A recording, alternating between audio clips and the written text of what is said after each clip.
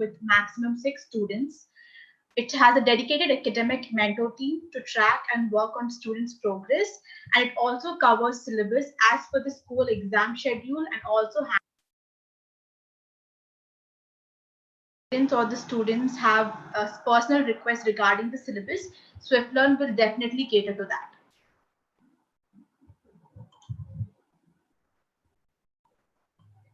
So we have some key features that are unique to Swiflearn. So they are: we have detailed progress reports, we take unlimited practice tests. So whenever you want to, as per your convenience, you can take unlimited practice tests. We have Swiflearn academic test series, that is SATs, and then we have subjective tests for school exams. So before we move on to the class, don't forget to share, like and comment the videos, and also don't forget to subscribe to our channel, and also press the bell icon and never miss any updates. So everyone, welcome to the class. So before I start the class, let me talk to you about something that we are almost familiar with. You must know that we are all preparing for job interviews in the future as such. So in these job interviews, we have a concept called as GDs. So what is a GD? A GD is basically a group discussion. So in a group discussion, you exchange ideas and information amongst your group, and the best candidates are chosen in the job interviews. Whoever performs well are chosen in the job interviews. So today's class, we are going to be talking about group discussion. So let's talk about what are the learning objectives for today. So we'll learn to identify the main aim of the discussions. We will learn to be an active and creative participant. We will learn to express our viewpoints and ideas. We will learn to be open to different opinions. We will learn to respond appropriately through examples and exercises. So whatever questions you have, whatever queries you have, you can always drop it in the chat box, and then we'll be discussing that. So what is a group discussion? So a group discussion is a process whereby a group of people exchange information or ideas on a certain topic to achieve a particular goal. So I gave you an example of the job interview initially. So in that we have a group of people who discuss certain ideas and informations regarding a certain topic and come to a particular goal, and they achieve a particular goal through that. So that can be a best example for a group discussion. So a group discussion is a process whereby a group of people exchange information or ideas on a certain topic to achieve a particular goal. So let's move on. Now, let's see what we have to do when we participate in a group discussion. So we have 4 simple steps to follow when we participate in a group discussion. So they are: you need to give your opinion. Then you need to give a good reason for your opinion. So whatever topic is given to you, you need to talk about what you feel regarding that particular topic. And then after that, so after you give your opinion, you need to give a good reason to back up that particular opinion that you have regarding the topic. So after that, you need to support your reason with an evidence. So first you need to give your opinion, then you give a reason for why you gave that particular opinion, and then you give an evidence, like for example real life examples for why you would give that sort of that particular reason. And then finally you have to invite feedback from the group. So whatever you have told, you need to also get the feedback from the rest of the group, what they think about that particular opinion, reason, and evidence, if they agree with you or not.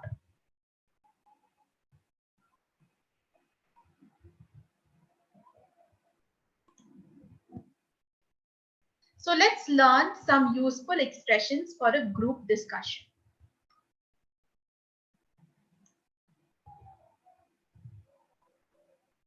When we start a conversation, these are the things that these are the expressions that we need to use. So we are going to discuss or decide about. So let's imagine that we are talking about whether we need to have virtual classes, whether virtual classes are effective for us. So in that scenario, how would we start the conversation? How would we start the discussion? So we are going to discuss or decide about the effectiveness of virtual classes. Or let's talk or discuss about the effectiveness of virtual classes. So this is how you start off a group discussion. So when you want to give an opinion or make a suggestion, in my opinion, I think, why don't? So in my opinion, virtual classes are very effective for us. I think virtual classes are effective. Why don't we think about the fact that virtual classes are not really effective for us? So you can all pitch in and you can use these expressions for your group discussion, right? So now next, if you agree with someone or something, how do you tell those expressions? So for example, I agree with that. So if someone says virtual classes are effective for us because we use a lot of technology for virtual classes, it's digitalized, etc.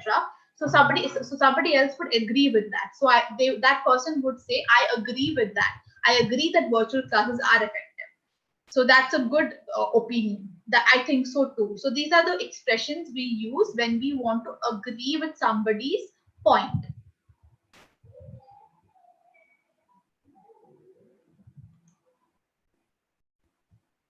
So if you don't agree with someone or something, so what do you say? For example, my opponent, my colleague said that virtual classes are not that effective because we do not get the physical presence of a teacher. So you could disagree with that point, saying I don't really agree with that because, or I don't think so because, well, this doesn't seem completely right because, so virtual, you could say I don't really agree with that because virtual classes also have the proper presence of a teacher but virtually, right? So these are all the expressions that you use when you don't agree with someone or something during a group discussion.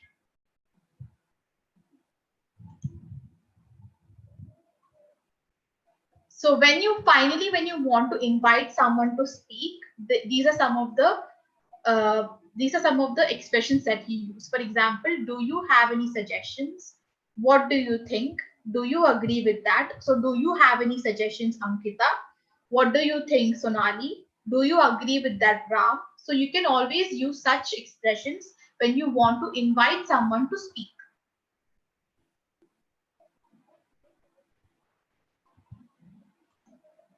Now, let's hear a group discussion on the topic digitalization. So we have 4 people here, Rahul, Isha, Davik, and Anvi. So we're going to listen to their group discussion. So let me just share the sound with you all. So let's watch this video. Today, we are going to discuss about pros and cons of digital revolution, which we all are witnessing in today's age. Yes, I think this is really an important topic as we all know technology has become an essential part in our lives. According to me, with the growing pace of globalization, technology is necessary to keep ourselves updated and developed with time. I think so too. We need access to more and more information and a good communication network worldwide in almost all the sectors, which is possible because of the digital revolution today. That is a good point. Also, I think it has made our lives much more easier and paved a way towards transparency. Hey Anvi, would you like to give your opinion on that? Well, this doesn't seem completely right as I have noticed a communication gap between people nowadays because of the dependency on technology.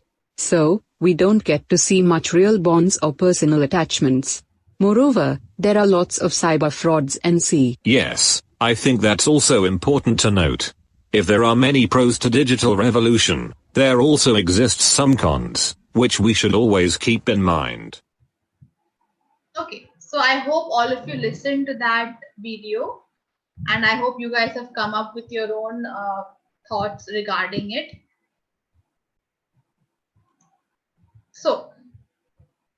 So before we move on to the next slide, I would like to just summarize whatever happened in this video. So basically, they're talking about digitalization, how technology is bringing all of us closer, and it's giving us a lot of transparency between each other, right? But technology also has a lot of downsides to it. For example, technology is there's a communication gap coming in terms of technology, and it is decreasing the relationships that people are having with each other, right? So this group discussion that we just saw was regarding regarding digitalization and its advantages and disadvantages. So let's move ahead now. So let's check out a group discussion between 4 friends on the topic, which is better, hard work or smart work? So what do you people think? What do you think, hard work is better or smart work? Any inputs?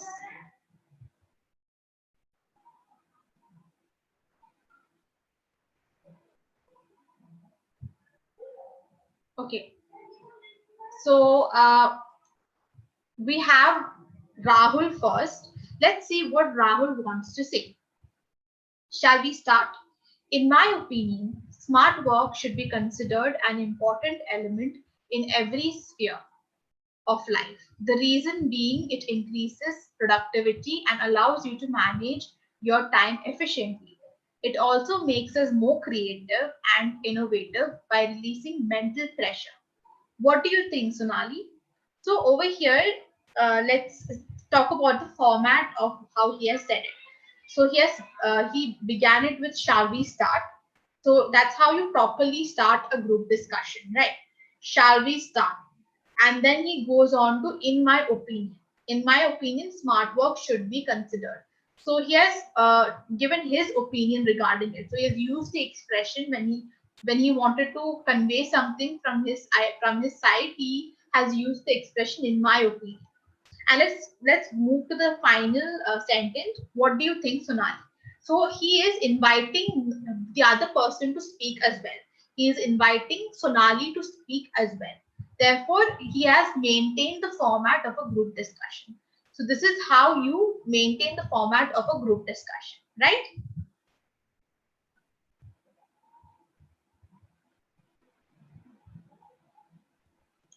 Now, Sonali is saying, I agree with that, but I think smart work cannot always replace hard work. For instance, we need to have a thorough knowledge about any field to give more output, which can only be achieved with the hard work and experience. Thus, we ultimately need people to do hard work first, which might lead them to work smartly in a particular field. Right, Samiksha? So over here, Sonali has used the expression, I agree with that. But I think smart work cannot always replace hard work. So she is agreeing with his point. So she's using the expression, I agree with that. And also when we move to the final line, she is similar, just like Rahul, she is inviting Samiksha to give her opinion. So let's see what Samiksha has to say. Samiksha says, that's a really good point, Sonali. I think so too, that we can gain more knowledge and experience with hard work to find out different ways to do the same work in less time. Moreover, hard work allows us to understand the importance of patience and discipline as well. It also gives us immense pleasure when we finally achieve our goals, as we put a lot of energy in that work, which helps us feeling confident and motivated. Do you have any other suggestions, Soham? So we're also, we see that Samiksha, when she's giving her opinion, she's also being very considerate about her other colleagues. So she's also saying that's a really good point, Sonali, right? So respecting your colleagues and also be considerate to your colleagues during the group discussion is also really important. So we have so we have the last in the final line. Again, she's inviting Soham to give his opinion.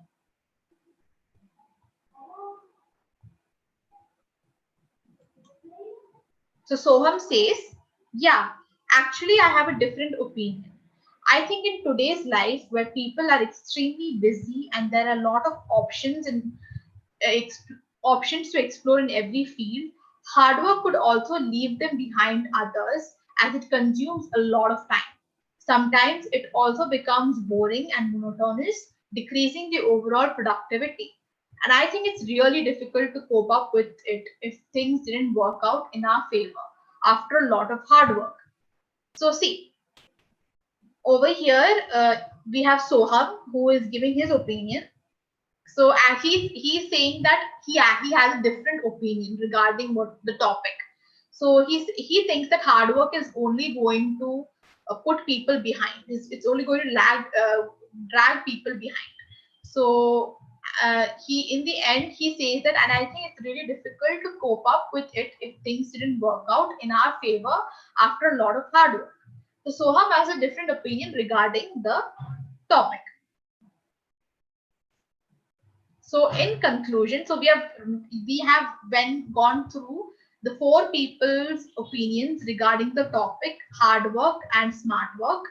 So in conclusion, according to our discussion, we can see ultimately both hard work and smart plays a major role in our lives. So we need to make a balance between the two according to the time and availability of the resources. Yes, we can achieve success only if we take them together in our lives. And especially in this modern era, only one would not suffice to reach towards our goals. So, like in conclusion, so this is also really important to conclude our group discussion, to come to a proper conclusion of our group discussion, right? So, in conclusion, the hard work and smart work is very necessary to face this world head on. So let's move ahead. Now, so it's practice time, everyone. So everyone has to speak for 5 minutes on the topic. So the topic is you need to draft a group discussion on the topic schools should serve fast food in the canteen. So that is the topic for you all. So you can just drop your comments and I will read it out for you. So I'm waiting for your comments. That is the topic for all of you. So draft a school group discussion on the topic schools should serve fast food in the canteen. Should schools serve fast food in the canteen? That is the topic.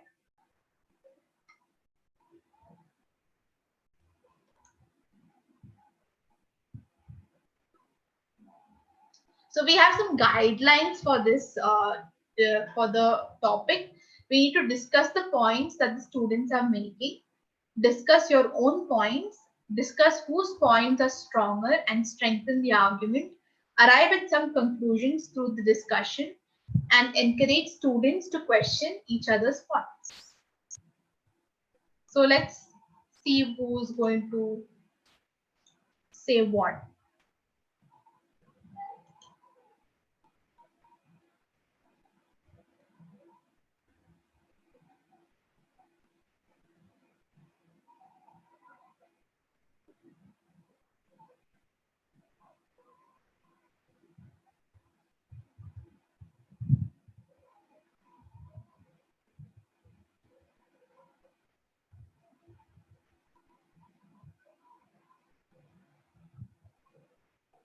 Okay, so for this session where we discuss the topic, should schools should school canteens have fast food? So we can include the points like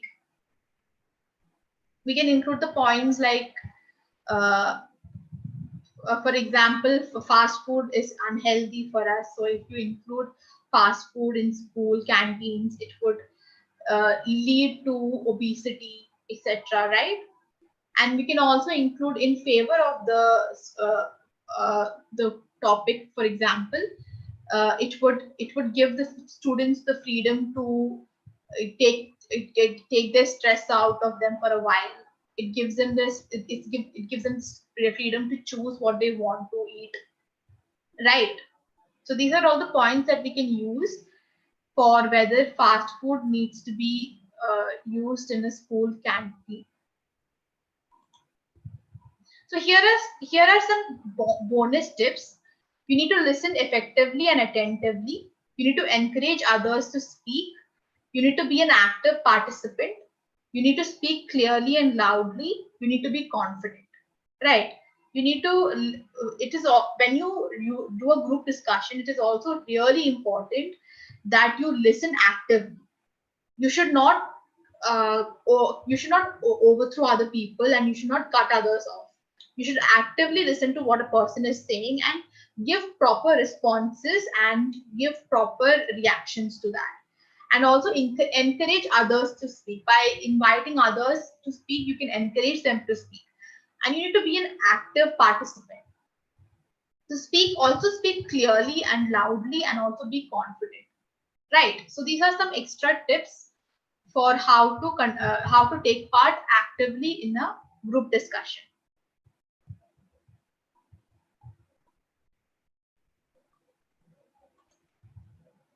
Now, draft a group discussion on the topic, is burning crackers on Diwali a good idea?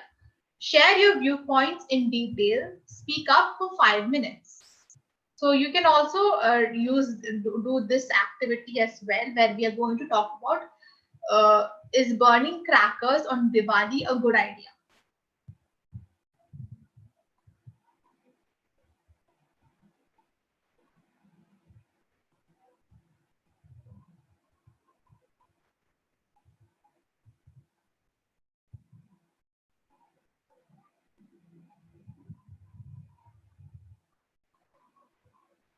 Okay. So we can talk about many points over here. For example, in Diwali, when we burn crackers during the festival season, it's going to negatively affect the environment, right? A lot of pollution is going to be there in the environment. So that is one point that you can talk about. And the other point that you can talk about is how animals are affected during the Diwali festivals, during the Diwali festival, because when you burn crackers, the loud noises are going to negatively affect the animals as well, right? So these are 2 points that you can talk about.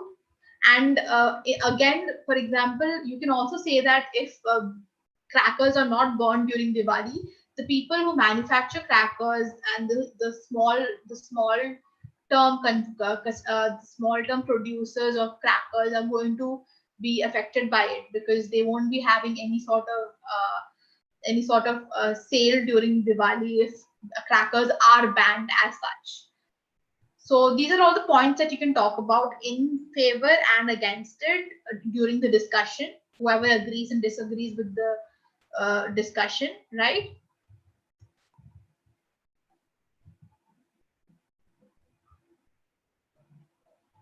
All right. Now, so you can discuss with other students and the teacher what made you feel good today, and how did you spend your whole day. So you can talk to me about all these things. You can tell me what made you feel good today. So throughout the day, what was the one thing that cheered you up and put you in a good mood?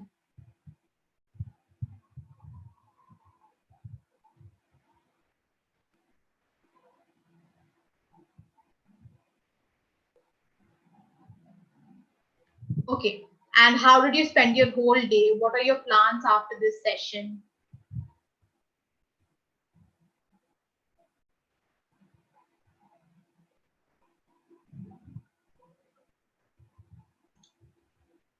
So yeah, so let's move on to the final topic for the day. We have the word for the day, that is conscience. So the sense of moral that guides you if what you're doing is right or wrong is called as conscience. So the usage is, my conscience would never allow me to sell my car without telling the buyer that it has major mechanical problems. So when I say conscience, it basically means it tells you the difference between right and wrong. For example, if I'm going to steal something, there would be a voice in my head telling me not to do that. So that is basically the conscience. Okay. So conscience is basically that gives you the difference between what is right and what is wrong. So I think that's it for today. So thank you everyone for joining me today. And I hope you had a good time during this session. And also do not forget to subscribe to our channel, press the bell icon so that you don't miss any of the updates. Also like, comment and share this video, all the videos of Swiflearn, right? And thank you for joining me today. So bye-bye.